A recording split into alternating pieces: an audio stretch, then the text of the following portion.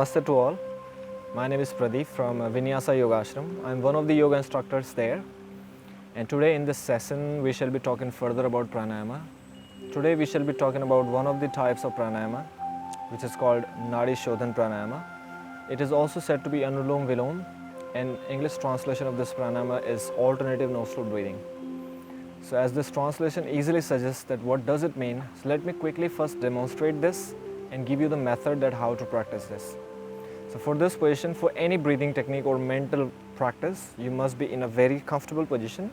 You can use chair, you can sit using a pillow on your back, you can use a wall, but make sure your spine is straight and you are not stressed in the position. Once you have found the position, you can place your hand onto the knees, either facing up. You can also perform a gesture called chin or jhana mudra with your one hand. With your right hand, you will make the gesture here. This is a modification of the gesture. Traditionally, according to the text, the gesture we make for Nadishodhan Pranayama is this, where you fold your index and middle finger at the base of the thumb and your rest finger and thumb are away. This gesture is called Vishnu Mudra or Pranav Mudra as well. Once you have this gesture, you make sure you make this gesture when you are going to block the nostril. Before you start practicing this pranayama, you make sure you are comfortable not only with the posture but with breathing at the same time. Once you have found the pace of your breathing, which is calm, and you have regulated your breath in a nice way which has calmed yourself down even before practicing this, then you can start this practice by blocking the right nostril with the thumb first and inhale through the left nostril.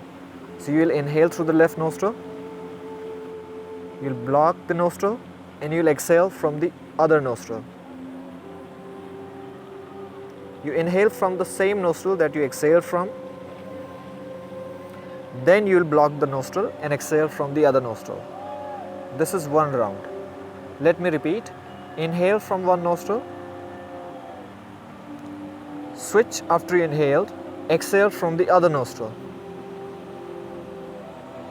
Inhale from the same nostril where you exhale from, and switch after you inhale and exhale from the other nostril. Make sure when you're performing this breathing, you're not trying to breathe too fast. Try to breathe slower than your regular pace. Most importantly, if you can try to breathe abdominally, abdominal breath will allow you to calm yourself even more. Because one of the advantages of practicing this pranayama is to calm yourself physically and physiologically. When I say physiological calmness, I mean by calming down your heart rate, calming down your breathing rate, and making your nervous system also become calmer, which can help your mind also focus better and will not make you feel stimulated and energized for no reason. You will have energy level at its best, but from within you will still remain calm. There are several benefits of this practice, Nadi Shodhana Pranayama. As this name itself suggests, Nadi Shodhan, where the word Nadi is the energy channels or the pathways into the body that carries the prana throughout the body. This practice also cleanses those nadis and it helps you let the prana or the energy into the body, which brings life into you. It allows that energy to flow throughout the body, which helps you rejuvenate your whole body at its best. Further, it also balances your both nostrils. As you know that we have two nostrils and they keep on switching their job since one nostril gets dry when they work overtime. So we have a wonderful function into the body which switches these nostrils, which is known as nasal cycle. And you can also notice that during the day, it takes around 60 to 90 minutes to switch between the nostril, and sometimes it can change quickly or maybe it could take more time.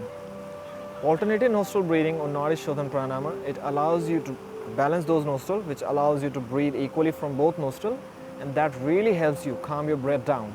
Because when you have when you're breathing through one nostril, it can make your breathing becomes a little suffocated. But having your both nostrils wide and helping you breathe from both nostrils really calms you down and allows your breath to settle down so comfortably.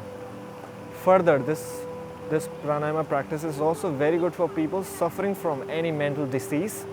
Any psychosomatic disease could be cured by this pranayama, because this doesn't let your mind bother and it really makes your mind become very much focused and concentrated. It can also balance your hormones and blood pressure even If a person is suffering from high blood pressure problem or hypertension we call it, this practice can really help him bring the blood pressure down to the point where his physiological function work properly.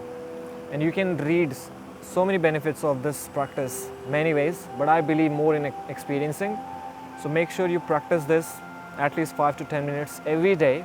And the best time to practice, of course, this early in the morning or evening. Make sure you don't practice it as a warm-up for any vigorous exercise. Rather, you practice it as a calming breathing. And the best time also to practice this before you go to sleep. This can really help you calm yourself down. Otherwise, the best time would be early in the morning. Now, generally there are not many contraindications or precautions we should take.